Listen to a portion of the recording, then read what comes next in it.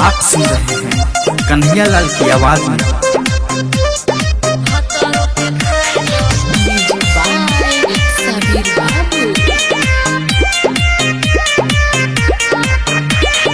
जोहते लगन तोर तय भइल शादी, तोरी जवानी जान जियते मुआदी। कैसे कंट्रोल करी अपना ई मन के, दूसर केहू खाई अब हमरा ई धन के। ढेर दिन खैला अब भातरो के खाए द, अब जनी रोका धन ससुरो ले जाए द। चढ़ते लगन तोर तय भइल शादी, तोरी जवानी जानो जियते मुआदी। कैसे कंट्रोल करी अपना ई मन के, दूसर केहू खाई अब हमारा ई धन के। ढेर दिन खैला अब भातरो के खाए द, अब जनी रोका धन ससुरो ले जाए द।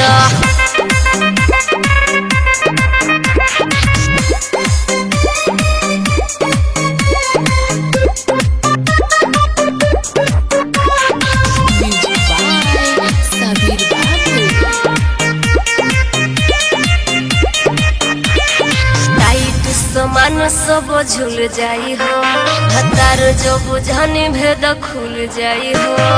लगे तनिया वो कंट्रोल नइखे हो, खेत जवन उसर बाटे देही आजी जो। ढेर दिन खैला अब भतरो के खाए द, अब जोनी रोक धन ससुरो ले जाए द।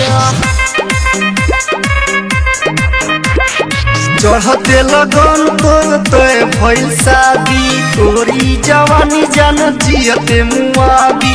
कैसे कंट्रोल करी अपना ई मन के, दूसर केहू खाई अब हमारा ई धन के। ढेर दिन खैला अब भतरो के खाए द,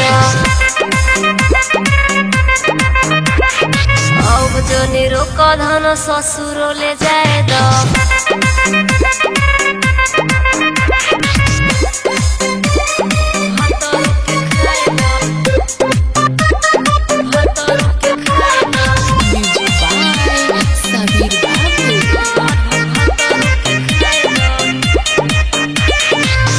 पिटवाई के छोड़बा कहो, कन्हैया लाल देह आज कोड़बा कहो।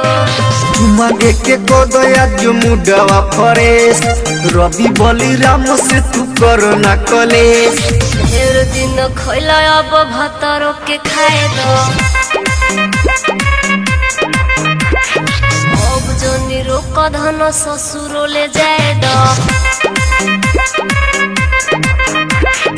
चढ़ते लगन तोर तय भइल शादी, तोरी जवानी जान जियते मुआदी। कैसे कंट्रोल करी अपना ई मन के, दूसर केहू खाई अब हमारा ई धन के। ढेर दिन खैला अब भातरो के खाए द, अब जनी रोक धन ससुरो ले जाए द।